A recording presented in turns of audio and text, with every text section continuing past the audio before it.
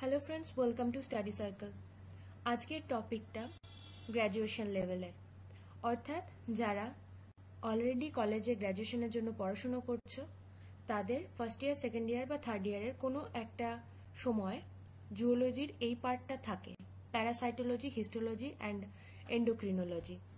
আর একটা হচ্ছে আগামী দিনে যারা ওয়েস্ট বেঙ্গল এসএলএসটি বা এসএসসি যে পরীক্ষাটাই হবে তাদের জন্য যে সিলেবাস রয়েছে পুরনো, সেই সিলেবাসের অ্যাকর্ডিং এই টপিকটা রয়েছে, তাই আমি তাদের জন্য এই টপিকটা পড়াচ্ছি। তো গ্র্যাজুয়েশন লেভেলের 9-10-এর জন্য যাদের সাবজেক্ট লাইফ সায়েন্স, আর সেই লাইফ সায়েন্সের জন্য যারা পরীক্ষায় বসতে চান তাদের সিলেবাস অ্যাকর্ডিং অ্যান্টামিবা হিস্টোলাইটিকার জীবনচক্র, তার রোগ, কী রোগ ঘটায়, রোগের নাম এবং রোগের উপসর্গ কী, এই জিনিসটা রয়েছে। তো যাদের কাছে পুরনো সিলেবাসটা নেই, আমি ডেসক্রিপশনে লিংক দিয়ে দেবো সিলেবাসটার। যারা WBSSC বা SLST যে এক্সামটা হবে সেটা দিতে চান তাদের কাছে সিলেবাসটা পৌঁছে যাবে। এই ভিডিওটার ডেসক্রিপশনে আমি সিলেবাসটার লিংক দিয়ে দেবো। সেই সিলেবাসে একটা জায়গায় জুওলজির একটা পার্ট রয়েছে, যেখানে প্যারাসাইটোলজি, হিস্টোলজি আর এন্ডোক্রিনোলজি বলে একটা পার্ট আছে। সেইখানে আমরা দেখতে পাবো life history, pathogenicity and clinical feature of Entamoeba histolytica রয়েছে, তার সঙ্গে অ্যাসকারিস রয়েছে, ফ্যাসিওলা হেপাটিকা আছে, প্লাজমোডিয়াম ভাইভ্যাক্স আছে। এই চারজনের জীবনচক্র, প্যাথোজেনেসিটি, ক্লিনিক্যাল ফিচার আমাদের পড়তে হবে। তো প্রথমে আমি আজকের ভিডিওতে তোমাদের অ্যান্টামিবা হিস্টোলাইটিকার pathogenicity, histology, endocrinology, life history, clinical feature এগুলো পড়াবো। চলো ভিডিওটা স্টার্ট করি। তো বুঝতে পারছো অ্যান্টামিবা হিস্টোলাইটিকার নিচে আন্ডারলাইন, তো এটা একটা বিজ্ঞানসম্মত নাম। এবার দেখো অ্যান্টামিবা হিস্টোলাইটিকা কে প্রবর্তন করেন? বিজ্ঞানী সার্ডিন। কত সালে? 1903। এবং তিনি রোগজনক আর রোগজনক নয় গোষ্ঠীর পৃথককরণ করে। তাহলে এর থেকে বোঝা যাচ্ছে যে এই অ্যান্টামিবাটা রয়েছে, অ্যামিবা গোষ্ঠী, এই অ্যান্টামিবার দু টাইপের গোষ্ঠীর পৃথককরণ করে। একটা হচ্ছে রোগ ঘটায় আর একটা রোগ ঘটায় না। তো এদের মধ্যে এই অ্যান্টামিবা গণকে 3টে প্রজাতিতে ভাগ করে দিলেন। কি করলেন? দেখলেন অ্যান্টামিবা গণের 3টি প্রজাতিই মানব দেহে পাওয়া যায়। তাহলে অ্যান্টামিবা কোথায় পাওয়া যায়? অ্যান্টামিবার যে 3টি প্রজাতি আছে সেই 3টে প্রজাতি মানব দেহে পাওয়া যায়। এর মধ্যে 3টে প্রজাতির নাম হলো অ্যান্টামিবা হিস্টোলাইটিকা, যেটা আমাদের আমাশয় রোগ সৃষ্টি করে, অর্থাৎ মানব দেহেই অ্যান্টামিবা পাওয়া যায়। একমাত্র অ্যান্টামিবা হিস্টোলাইটিকাই রোগ সৃষ্টি করে। কি রোগ? আমাশয় রোগ সৃষ্টি করে। আর বাকি দুটো রয়েছে অ্যান্টামিবা কোলি আর অ্যান্টামিবা জিঞ্জিভালিস। এরা নন প্যাথোজেনিক, অর্থাৎ এরা রোগ সৃষ্টি করে না, কিন্তু এরা আমাদের দেহে থাকে। এরপরে দেখো এরা কোথায় থাকে। এরা বৃহদন্ত্রের উপরের অংশে পরজীবী হিসেবে বসবাস করে। অর্থাৎ আমাদের যে অন্ত্র, ক্ষুদ্রান্ত, বৃহদন্ত্র, বোঝা যাচ্ছে যে কোন অংশটা, যেটা আমাদের অন্ত্র, সেই অন্ত্রের বৃহদন্ত্রের উপর পরজীবী হিসেবে বসবাস করে। বৃহদন্ত্রের মিউকাস ও সাবমিউকাস স্তরে এরা বসবাস করে, আর এরা এক প্রকার অন্তঃপরজীবী, যেহেতু দেহের ভিতরে থাকে। মানব দেহে আমাশয় কি কি রোগ ঘটায় সেটা বলছে। আমাশয়, উদরময়, লিভার অ্যাবসেস এবং হেপাটাইটিস রোগ সৃষ্টি করে।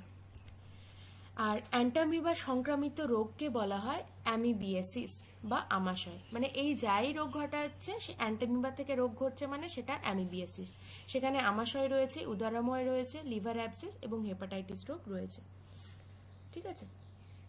এরপরে মানুষ ছাড়া কাদের হয়? মানুষ ছাড়া মানব জাতির মতো যারা, যেমন গরিলা, সিম্পাঞ্জি, ওরাংওটান, গিবন, বেবুন, বাঁদর, কুকুর, বেড়াল, শূকর, ইঁদুর, এদেরও ঘটে। ঠিক আছে। এরপরে আমরা চলে আসব নেক্সট পয়েন্ট, যেটা হচ্ছে লাইফ হিস্ট্রি অফ অ্যান্টামিবা।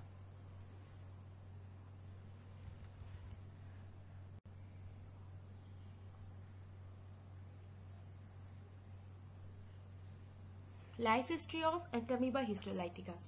তো এদের যে লাইফ হিস্ট্রিটা রয়েছে সেখানে 3টি দশা দেখা যায়: ট্রোফোজয়েড দশা, প্রিসিস্টিক দশা আর সিস্ট দশা। অর্থাৎ দেখো ট্রোফোজয়েড দশা, প্রিসিস্টিক দশা, সিস্ট দশা। ট্রোফোজয়েডটা হচ্ছে শুরুর দশা, সিস্টিক দশাটা হচ্ছে শেষ দশা, আর এর মাঝে যে দশা সেটাকে বলছে প্রিসিস্টিক দশা। তো ট্রোফোজয়েড দশায় আমরা কি দেখতে পাচ্ছি, ছবি দেখে আমরা প্রথমে বোঝার চেষ্টা করি। ট্রোফোজয়েড দশার সাইটোপ্লাজম আর নিউক্লিয়াসের বৈশিষ্ট্যটা খুবই স্পষ্ট। যেমন আমরা বাইরের এই অংশটা হচ্ছে আমরা দেখতে পাচ্ছি যে যেটা স্বচ্ছ তরলের মতো, বাইরের এই অংশটাকে আমরা সাইটোপ্লাজম বলি। তো সাইটোপ্লাজমকে আবার দুভাগে ভাগ করেছে, দেখো, একটা হচ্ছে স্বচ্ছ এক্টোপ্লাজম যেটা বাইরের দিকে থাকছে, আর একটা হচ্ছে দানাদার এন্ডোপ্লাজম যেটা ভেতরের দিকে থাকছে। ঠিক আছে, মানে বাইরে স্বচ্ছ এক্টোপ্লাজম থাকছে আর ভিতরের দিকে এন্ডোপ্লাজমটা দানাদার, মানে সেখানে দানার মতো বস্তু রয়েছে। এছাড়া কি রয়েছে, ভোঁতা ও অর্ধগোলাকার ক্ষণপদ রয়েছে। যেহেতু এটা অ্যান্টামিবা, তো অ্যান্টামিবাকে আমরা অ্যামিবা বলতে পারি। এই অ্যামিবার ক্ষণপদ থাকে আমরা সকলেই জানি। তো এদের ক্ষণপদ রয়েছে যেটাকে ফিলোপোড বলা হয়, যেটা ভোঁতা এবং অর্ধগোলাকার। আর কি, আর এদের কখনো কখনো মানে আরবিসি দেখা যায়, তাছাড়া কখনো কখনো ডাব্লিউবিসি দেখা যায় ট্রোফোজয়েড দশায়। আর নিউক্লিয়াস তো রয়েছে। এবার নিউক্লিয়াসের মধ্যে নিউক্লিওলাস বা ক্যারিওজোম থাকে, নিউক্লিয় পর্দা থাকে, এক স্তর ক্রোমাটিন দানা থাকে, নিউক্লিওপ্লাজম থাকে। তাহলে নিউক্লিয়াসটা সুগঠিত, মানে নিউক্লিয়াসটা স্পষ্ট, সাইটোপ্লাজমটা স্পষ্ট। এবার যা যা বৈশিষ্ট্য ট্রোফোজয়েড দশায় এগুলো দেখা যায়। এগুলো আবার কিন্তু অন্য দশায় সব কিন্তু স্পষ্ট নয়। সেই দশায় আবার কি স্পষ্ট সেটা আমরা ছবি দেখে বুঝবো। নেক্সট ছবিতে আমরা দেখব প্রিসিস্টিক দশা। দেখো, প্রিসিস্টিক দশায় কিন্তু নিউক্লিয়াসটাই শুধু রয়েছে, না আছে ডাব্লিউবিসি, না আছে আরবিসি, এগুলো কিন্তু কোনো কিছুই দেখতে পাওয়া যায় না। আর কি, প্রিসিস্টিক দশা থেকে যখন সিস্ট দশায় যায় তখন মাঝখানে দুটো জিনিস আমরা লক্ষ্য করব, যে আর প্রিসিস্টিক দশায় ক্ষণপদটা তো থাকে, কারণ তারা তো পরবর্তীকালে চলাফেরা করছে, তো সেক্ষেত্রে তাদের ক্ষণপদটা খুবই দরকার নিজেদের খাবার খাওয়ার জন্য আর চলাফেরা করার জন্য। এরপরে প্রিসিস্টিক দশা থেকে যখন নেক্সট স্টেপ তৈরি করছে, মানে তার পরের দশায় যাবে, তার আগের যে দুটো ধাপ, প্রথমে দেখা যাবে ক্রোমাটিডিয়াল দণ্ড, অর্থাৎ ইউনি নিউক্লিয়েট সিস্ট। যখন সিস্টের দশায় যাওয়ার আগে ফার্স্টে সিস্ট তৈরি হওয়া শুরু করছে, ক্ষণপদ লুপ্ত হয়ে গেছে, সেই সময় ফার্স্টে যেটা তৈরি হচ্ছে ইউনি নিউক্লিয়েট সিস্ট, সেখানে দেখো ক্রোমাটিডিয়াল দ্বন্দ্ব দেখা যাচ্ছে। তার পরের স্টেপেও বাইনিউক্লিয়েট সিস্ট, দুটো নিউক্লিয়াস হয়ে গেল, একটা থেকে দুটো নিউক্লিয়াস হয়ে গেল, যেখানে গ্লাইকোজেন মাস দেখা যাচ্ছে। তাহলে ক্রোমাটিডিয়াল দ্বন্দ্ব আর গ্লাইকোজেন মাস এই দুটো দেখা যাচ্ছে প্রিসিস্টিক থেকে সিস্ট দশার মাঝামাঝি জায়গায়। অর্থাৎ যখন সিস্ট দশা তৈরি হচ্ছে সেক্ষেত্রে প্রিসিস্টিক দশার প্রথমের ধাপ হচ্ছে তোমার ক্রোমাটিডিয়াল দ্বন্দ্ব, গ্লাইকোজেন মাস, এগুলো আমরা দেখতে পাবো। তার সঙ্গে নিউক্লিয়াসটা একটা থেকে দুটো হয়ে যাবে। তারপরে যখন সিস্ট দশা, পরিপূর্ণ সিস্ট দশা তৈরি হবে, সেই পরিপূর্ণ সিস্ট দশায় থাকবে চারটি নিউক্লিয়াস। চারটি নিউক্লিয়াস যখন তৈরি হয়ে যাবে তখন লুপ্ত হয়ে যাবে ক্রোমাটিডিয়াল দণ্ড এবং গ্লাইকোজেন মাস, সেটাকে বলবে টেট্রা নিউক্লিয়েট সিস্ট। তাহলে টেট্রা নিউক্লিয়াস সিস্টটা হচ্ছে পূর্ণাঙ্গ সিস্ট দশা, যেখানে চারটি নিউক্লিয়াস বর্তমান কিন্তু ক্রোমাটিডিয়াল দণ্ড, গ্লাইকোজেন মাস থাকে না। বোঝাতে পারলাম? তাহলে ট্রোফোজয়েড দশায় একরকম বৈশিষ্ট্য দেখলাম, যেটা আমরা এই দশাগুলোতে দেখতে পেলাম না। ট্রোফোজয়েড দশায় একটা নিউক্লিয়াস ছিল, প্রিসিস্টিক দশাতেও একটাই নিউক্লিয়াস, কিন্তু সিস্ট দশায় চারটে নিউক্লিয়াস। ট্রোফোজয়েড দশায় আমরা দেখেছি আরবিসি দেখতে পেয়েছি স্পষ্টভাবে, ডাব্লিউবিসিও কিছু কিছু ক্ষেত্রে দেখা যায়, কিন্তু প্রিসিস্টিক দশায়, সিস্ট দশায় এসব কিছু দেখা যায় না। আচ্ছা, এরপরে আমরা চলে যাব নেক্সট পয়েন্টে। এবার আমরা দেখব আগে যে ট্রোফোজয়েড দশা, প্রিসিস্টিক দশা পড়লাম, এদের বৈশিষ্ট্য যেগুলো আমরা ছবিতে দেখলাম তার ডিটেলস। ট্রোফোজয়েড দশাকে বৃদ্ধি দশা বলা হয়। সাইটোপ্লাজম দুটি অংশে বিভক্ত, একটা দানাদার এন্ডোপ্লাজম আর স্বচ্ছ এক্টোপ্লাজম। নির্দিষ্ট কোনো আকার থাকে না, না, এক্টোপ্লাজমটি ক্ষণপদ গঠনে সাহায্য করে, একদমই তাই। বাইরের যে সাইটোপ্লাজমের অংশটা থাকে সেটা কি করে, সেটাকে বলা হয় এক্টোপ্লাজম, সেটা ক্ষণপদ গঠনে সাহায্য করে।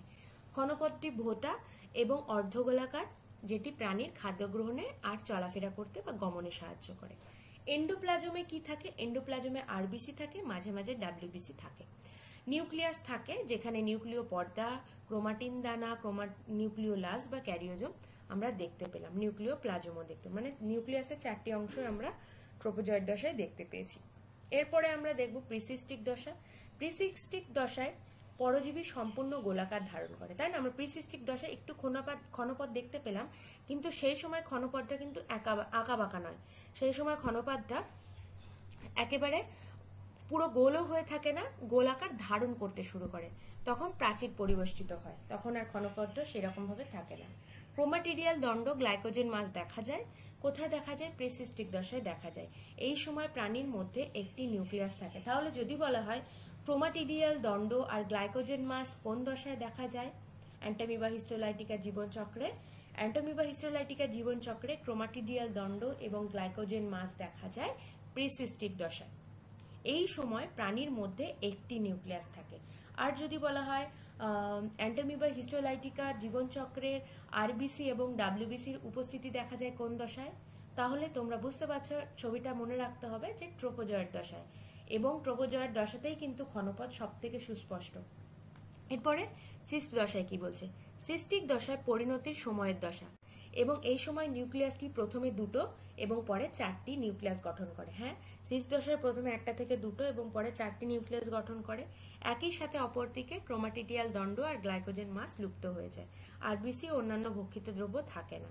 ক্ষুদ্রাকার সিস্ট, যেটা ছোট সিস্ট, সেটার 6 থেকে 9 মাইক্রোমিটার বৃহদাকারটা হয়, 12 থেকে 15 মাইক্রোমিটার ব্যাস বিশিষ্ট। আর এই সিস্ট দশাটাই হলো মানবদেহের সংক্রামক দশা। তাহলে মানবদেহের সংক্রামক দশা কোনটি? সিস্ট। সিস্টের কোন দশাটা? সিস্টের যেখানে 4টি নিউক্লিয়াস আছে সেটা কিন্তু পরিপূর্ণ সিস্ট, সেই 4টি নিউক্লিয়াস যুক্ত সিস্টই কিন্তু মানবদেহের সংক্রামক দশা। এরপরে আমরা দেখব লাইফ সাইকেলে কি বলেছে। ওটা গেল লাইফ হিস্ট্রি। হিস্ট্রিটা আমরা জানতে পারলাম যে ওর পুরো জীবনচক্রে 3টি দশা আমরা দেখতে পেলাম। এবার কিভাবে ঘটছে সেটা এখানে আমরা দেখব। অ্যান্টামিবা হিস্টোলাইটিকার পরিস্ফুটনে দুটি দশা দেখা যায়, যেটা ট্রোফোজয়েড আর সিস্ট দশা। এই সিস্ট থেকে ট্রোফোজয়েডটা যখন তৈরি হয়, মানে একটা সিস্ট আছে যেটা সংক্রামক দশা, যেটা আমাদের খাবার বা জল বা শাকসবজি থেকে মল, মানে প্রাণীদের মল দ্বারা বার হয়ে মাঠে ঘাটে যখন পটি করা হতো সেই সময়, কিংবা পশু পাখির থেকে, মানে যাদের বলা হলো কুকুর, সে পটি করলো, তার রয়েছে অ্যান্টামিবা হিস্টোলাইটিকা রয়েছে, সেখানে তার পটির সঙ্গে জিনিসটা মিশে গেল শাকসবজিতে, সেই শাকসবজিটা আবার বাজার বিক্রি হলো, সেখান থেকে কোনো রকম ভাবে খাবারে গেল, কিংবা আক্রান্ত রোগীর মলমূত্র থেকে, মল থেকে কোনো রকম ভাবে বডিতে চলে গেল, তো সেটা জলের সঙ্গে খাবারের সঙ্গে যা কিছুর সঙ্গে বডিতে চলে গেল সিস্ট দশাটা। সেই সিস্ট দশাটা থেকে যখন সিস্টের প্রাচীর বিদীর্ণ হয়ে ধীরে ধীরে সিস্ট থেকে ট্রোপোজয়েডে রূপান্তর ঘটছে, তখন সেটাকে বলছে এক্সিস্টেশন, অর্থাৎ সিস্ট থেকে নিউক্লিয়াস বাইরের দিকে বেরিয়ে যাচ্ছে, তাই এক্সিস্টেশন। ঠিক আছে? আর ট্রোফোজয়েড দশা থেকে যখন সিস্ট দশা সৃষ্টি হচ্ছে, অর্থাৎ ট্রোফোজয়েড থেকে আস্তে আস্তে সিস্টটা গঠন তৈরি হচ্ছে, তখন সেটাকে এনসিস্টেশন বলা হচ্ছে। বিভাজন প্রক্রিয়া কেবলমাত্র ট্রোপোজয়েডে পরিলক্ষিত, অর্থাৎ ট্রোপোজয়েড দশাতেই একমাত্র বিভাজন প্রক্রিয়াটা দেখা যায়। এবার দেখব এনসিস্টেশনের ডিটেলস আর এক্সিস্টেশনের ডিটেলস। তো এক্সিস্টেশনটা কি একবার দেখে নাও। দেখো, এখানে আমি একটা ছবি এঁকে বোঝানোর চেষ্টা করেছি। এগুলো আমার হাতের বানানো নোটস, যেগুলো আমি পড়াশোনা যখন করি বা করতাম সেই সময়, কলেজের সময় বা তারও পরে যখন বিভিন্ন এক্সামের জন্য প্রিপারেশন নিয়েছি, সেই সময় কিন্তু আমি এই জিনিসগুলো নিজে হাতে করে নিজে বেশি করে বোঝার চেষ্টা করেছি, এবং এখন আমি চেষ্টা করছি যে এই জিনিসগুলো সহজভাবে তোমাদেরকে বোঝানো। তো তাই আমি নোটসগুলো আরও ভালো করে ডিটেলসে তোমাদের জন্য বানিয়ে রেখেছি। ভালো লাগলে অবশ্যই লাইক কমেন্ট করে আমাকে জানাবে আরও তোমাদের কী রকমভাবে নোটস লাগবে। তো এখন দেখো, এক্সিস্টেশনের যে সংক্রামক দশা, প্রথমে আমরা জলের মাধ্যমে বা খাবারের মাধ্যমে সিস্টটাকে গ্রহণ করে ফেললাম, সেটা পাকস্থলিতে গেল, পাকস্থলিতে গিয়ে কিন্তু কিছু হলো না। তারপরে যখন পাকস্থলী থেকে ক্ষুদ্রান্তে চলে গেল, ক্ষুদ্রান্তে গিয়ে সেখানে প্রোটিন ভঙ্গক উৎসেচক রয়েছে, যেটাকে আমরা পেপসিন বলি বা ট্রিপসিন বলি। 1 মিনিট দাঁড়াও, চলো এখান থেকে দেখাই।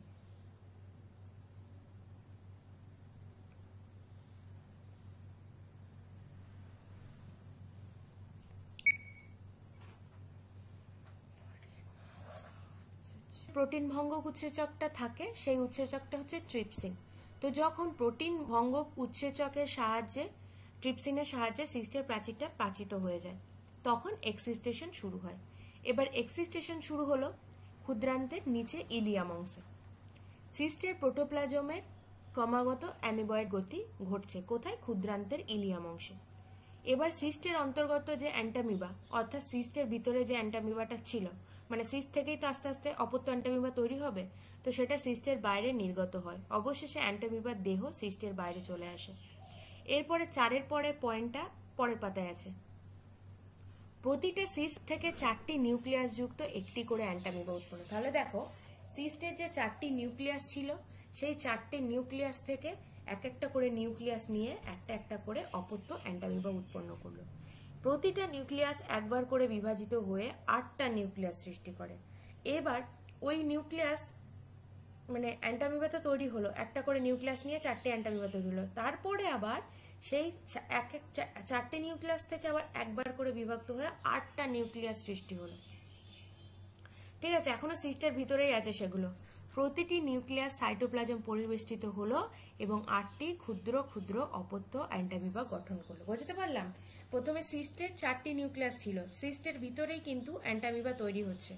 তখন 4টি নিউক্লিয়াস থেকে আস্তে আস্তে আলাদা হতে থাকলো। সেখানে গিয়ে কি হলো, নিউক্লিয়াসটা 4টে থেকে 8টা হয়ে গেল। 8টা হওয়ার পরে ধীরে ধীরে তারা নিজেদের মধ্যে প্রাচীর পরিবেষ্টিত হয়ে গেল। নিজেদের মধ্যে প্রাচীর পরিবেষ্টিত হয়ে 8টা অ্যান্টামিবা সৃষ্টি হলো। সেই 8টা যেই হয়ে গেল, পরিপূর্ণ হয়ে গেল, প্রাচীর বিদীর্ণ হয়ে তখন বাইরে বেরিয়ে আসলো। এরপরে দেখো, অপত্য অ্যান্টামিবাগুলি খুবই সক্রিয় এবং চলনশীল। এরা শীঘ্রই অন্ত্রের কলার মধ্যে প্রবেশ করলো এবং বৃহদন্ত্রের সাবমিউকাস স্তরে কলার মধ্যে অবস্থান করলো এবং পূর্ণাঙ্গ প্রাপ্ত হয়ে গেল। সেই পূর্ণাঙ্গ প্রাপ্ত হলো মানে ট্রোপোজয়েড দশায় রূপান্তরিত হলো। এবার ট্রোপোজয়েড দশার পরবর্তী মানে ট্রোপোজয়েড দশায় চলে আসলো মানে ট্রোপোজয়েড দশায় বিভাজন ঘটবে। এই দশায় কেবল ট্রোপোজয়েড দশায় পরিলক্ষিত হয়, যেটা বৃহদন্ত্রে ঘটে। অ্যান্টামিবা ট্রোপোজয়েড দশা অন্তঃপরজীবী রূপে বৃহদন্ত্রের সাবমিউকাস স্তরে বসবাস করে, পুষ্টি লাভ করে পূর্ণাঙ্গ প্রাপ্ত হয়। এবার ক্রমাগত বিভাজিত হয় এবং পরজীবীর সংখ্যায় বাড়ে। তাই ট্রোপোজয়েড দশা মানবদেহের অ্যামিবিওসিস রোগের কারণ। তাহলে অ্যামিবিওসিস রোগের কারণ কোন দশা? অ্যামিবিওসিস রোগের কারণ হলো ট্রোপোজয়েড দশা। আর রোগ সংক্রামক দশা কোনটা? সিস্ট দশা। এই দুটো যেন মনে থাকে যে অ্যামিবিওসিস দশার মানে অ্যামিবিওসিস রোগের কারণ কোনটা? কারণ হচ্ছে ট্রোপোজয়েড দশা। কারণ ট্রোপোজয়েড দশাটা আছে বলেই সিস্ট থেকে অপত্য অ্যান্টামিবাগুলো বড় হতে পারছে এবং বিভিন্ন মানে বৃহদন্ত্রের থেকে আরো অনেক বেশি বেশি করে ছড়িয়ে পড়ছে রোগটা। আর সিস্ট দশা হচ্ছে সংক্রামক দশা, মানে বডিতে যতক্ষণ না সিস্ট প্রবেশ করছে ততক্ষণ বডি কিন্তু রোগাক্রান্ত হচ্ছে না, সুস্থ স্বাভাবিক মানুষ হিসেবে। তো এটা গেল বিভিন্ন দশা। এবার হচ্ছে এক্সিস্টেশনটা, এটা হলো। এবার এনসিস্টেশন, যেটা হচ্ছে তোমার ট্রোপোজয়েড দশা থেকে সিস্ট তৈরি। কিছু সংখ্যক ট্রোপোজয়েড বৃহদন্ত্রের সাবমিউকাস স্তরে থেকে নির্গত হয়ে বৃহদন্ত্রের গহ্বরে অবস্থান করে। তখন বৃহদন্ত্রের গহ্বরে এদের এনসিস্টেশন প্রক্রিয়া শুরু হয়। কি হয়? অ্যান্টামিবার প্রাচীর পরিবেষ্টিত হতে থাকে। ঠিক আছে, তখন তো অপত্য অ্যান্টামিবা যখন ট্রোপোজয়েডের বৃহদন্ত্রে এসে সাবমিউকাস স্তরে অবস্থান করছে, প্রাচীর পরিবেষ্টিত হতে থাকছে। উহার নিউক্লিয়াস দুবার বিভাজিত হয়ে আবার কি করলো, অ্যান্টামিবার একটা নিউক্লিয়াস প্রথমে ছিল, দুবার বিভাজিত হলো, প্রথমে 2টো, তারপরে 4টে নিউক্লিয়াসে পরিণত হলো। এই 4টে নিউক্লিয়াস যুক্ত প্রাচীর পরিবেষ্টিত প্রাণীটিকে তখন সিস্ট বলা হলো। এটা দেখো এতটাই সহজ। ট্রোপোজয়েড দশা যখন পরিবর্তিত হয়ে গেল সিস্ট থেকে, দেখলাম তো একটু আগে আগের প্রক্রিয়াটায় কি হলো, পাকস্থলীর মধ্যে আসলো খাবারের মাধ্যমে, পাকস্থলীতে কিছু হলো না, তারপরে ক্ষুদ্রান্তে আসলো যেখানে ট্রিপসিন ছিল, ট্রিপসিনটা সিস্টের প্রাচীর ভেঙে দিল, দিয়ে কি করলো, সেখানে সিস্টের প্রাচীর ভেঙে দিয়ে সাহায্য করলো ওকে যে আরো নিউক্লিয়াসগুলো 4টে থেকে 8টা করতে। সেখানে 4টে থেকে 8টা নিউক্লিয়াস হলো, দিয়ে তারপরে 8খানা অপত্য অ্যান্টামিবা সৃষ্টি হলো। এই অপত্য অ্যান্টামিবাটা আবার বৃহদন্ত্রের সাবমিউকাস স্তরে অবস্থান করতে লাগলো। সেখান থেকে আবার একটা নিউক্লিয়াস যুক্ত অ্যান্টামিবার কি হলো, 4বার মানে 2বার বিভক্ত হলো। প্রথমে 1টা থেকে 2টো, 2টো থেকে 4টে, এবার 4টে নিউক্লিয়াস যুক্ত সিস্ট তৈরি হয়ে গেল। এবার ট্রোপোজয়েড আর সিস্ট দশার মাঝে দশাকে আমরা প্রিসিস্টিক দশা বলি, এটা আমরা আগেও পড়েছি। তো এটা গেল এনসিস্টেশন আর এক্সিস্টেশন। এরপরে আর কিছু নেই, এটা শেষ হয়ে গেল। অ্যান্টামিবা হিস্টোলাইটিকার জীবনচক্র শেষ হলো, তার প্যাথোজেনেসিটিটা এবার বলবো, তার লাইফ সাইকেলটা শেষ হলো, লাইফ হিস্ট্রিটা জানতে পারলাম, কে আবিষ্কার করে সেটা জানতে পারলাম, কি রোগ হয় সেটাও জানতে পারলাম। এবার আমাদের যেটা সিলেবাস অ্যাকর্ডিং এ রয়েছে প্যাথোজেনিসিটি, কিচ্ছু পড়তে হবে না আমাদের। অ্যান্টামিবা হিস্টোলাইটিকা থেকে আমাদের হয় আমাশয় রোগ, উদারময় রোগ, রক্ত আমাশয় হয়, হেপাটাইটিস হয়, লিভার অ্যাবসেস হয়, ফুসফুসে ক্ষত হয়। ক্লিনিক্যাল ফিচার্স হিসেবে আমরা দেখতে পারি সাধারণত অনেকেরই এই রোগ আক্রান্ত হলে লক্ষণ দেখা যায় না, তবে হালকা লক্ষণের মধ্যে থাকতে পারে পেট ব্যথা, ডায়রিয়া অর্থাৎ প্রতিদিন 3 থেকে 8টি মল, অর্থাৎ 3-4 বার কেউ 5 বার বাথরুমে যাচ্ছে, পটি করছে, 3 থেকে 8টি মল হচ্ছে, গ্যাস, মলদ্বারে ব্যথা এবং খালি থাকা অবস্থায় তাও মনে হচ্ছে মানে মলত্যাগের প্রবণতা থাকছে, যেটাকে টেনিসমাস বলা হয়। গুরুতর লক্ষণ হিসেবে অ্যামিবিক আমাশয়, যেটা রক্তাক্ত বা শ্লেষ্মাযুক্ত ডায়রিয়া। তাছাড়া যেটা ভিতরে ভিতরে রোগটা ঘটে যায় সেটা হচ্ছে ফুসফুসে ক্ষত ঘটে, লিভারে ফোড়া ঘটে, কখনো কখনো অন্ত্রে ছিদ্র হয়ে যায়, আর হয় পেরিকার্ডাইটিস, যেটা হচ্ছে হৃৎপিণ্ডের সমস্যা ঘটতে পারে। কারণ যেহেতু ফুসফুসে হচ্ছে, লিভারে হচ্ছে, অন্ত্রে হচ্ছে, তো হৃৎপিণ্ডে ফুসফুসে ক্ষত হওয়া মানে হৃৎপিণ্ডের সমস্যা তৈরি হতে বেশি টাইম লাগে না। কি রোগ নিয়ন্ত্রণকারী ওষুধ হিসেবে আমরা কি সেবন করতে পারি? রোগ নিয়ন্ত্রণকারী ওষুধ হিসেবে আমরা এমিটিন খেতে পারি, টিনিডাজল খেতে পারি, মেট্রোমিডাজল খেতে পারি। এগুলো হচ্ছে আমাদের এন্টামিবা হিস্টোলাইটিকা যে অ্যামিবিওসিস রোগ ঘটাচ্ছে বা আমাশয় রোগ ঘটাচ্ছে সেটার ওষুধ। ব্যাস, অ্যান্টামিবা হিস্টোলাইটিকা জীবনচক্র সারা জীবনেও হয়তো তোমরা কখনোই ভুলবে না যদি এই নোটসটা পড়ো, আর যা কিছু আসবে সেখান থেকে সব পারবে, আমি এটুকু বিশ্বাস করছি। কারণ নোটসটা কিন্তু একবার তৈরি নয়, নোটসটা কিন্তু 3-4 বার নোটস বানানোর পরে সেটাকে আবার ছোট করে করা হয়েছে, যার জন্য একটু প্রশ্ন এদিক ওদিক হবে না। তো তোমাদের এটা পড়লে যত রকম পরীক্ষা অ্যান্টামিবা থেকে কোশ্চেন আসবে আমি শিওর যে তোমরা সেটা সলভ করতে পারবে। আর এখানে পুরো লাইফ সাইকেলটা একটা বইয়ের মধ্যে দেয়া রয়েছে, আমি তো বলে দিয়েছি তোমাদের, এটা তোমাদের না দেখলেও হবে। তাও যদি কারোর মনে হয় এটা বুঝতে পারছো তাই তোমরা সেটা করতে পারো। এখানে মানে জিনিসগুলো একটুখানি বলে দেয়া রয়েছে, দ্বিবিভাজন, একবিভাজন। এটা যখন ব্রড পরীক্ষায় লিখতে হয়, মানে সংক্ষিপ্ত প্রশ্ন উত্তর লিখতে হয় 5 নম্বরের 10 নম্বরের জন্য, তখন এই জিনিসটা আঁকা দরকার বা বোঝা দরকার। বাকি শর্ট কোয়েশ্চেনের জন্য এটা দেখে কিছু হবে না, ছবিতে আমি ভালো করে বুঝিয়ে দিয়েছি। আর এখানে তোমাদের ছবিটা রয়েছে, যেটা আমি একে বোঝানো তোমাদের চেষ্টা করেছি, যে প্রথমেরটা হচ্ছে ট্রোপোজয়েড দশা, যেখানে বাইরের একটোপ্লাজমটা এরকম সমান নয়, তারপরে যখন প্রিসিস্টিক দশায় যাচ্ছে তখন ধীরে ধীরে পুরো গোল হতে শুরু করেছে, নিউক্লিয়াস একটা, এখানে আরবিসি রয়েছে, ডাব্লিউবিসি কখনো কখনো দেখা যায়, আর তার সঙ্গে রয়েছে পরের প্রিসিস্টিক দশার বাকি দুটো ছবি, যেখানে গ্লাইকোজেন মাস আর এই কালো অংশটা ক্রোমাটিডিয়াল দণ্ড উপস্থিত রয়েছে।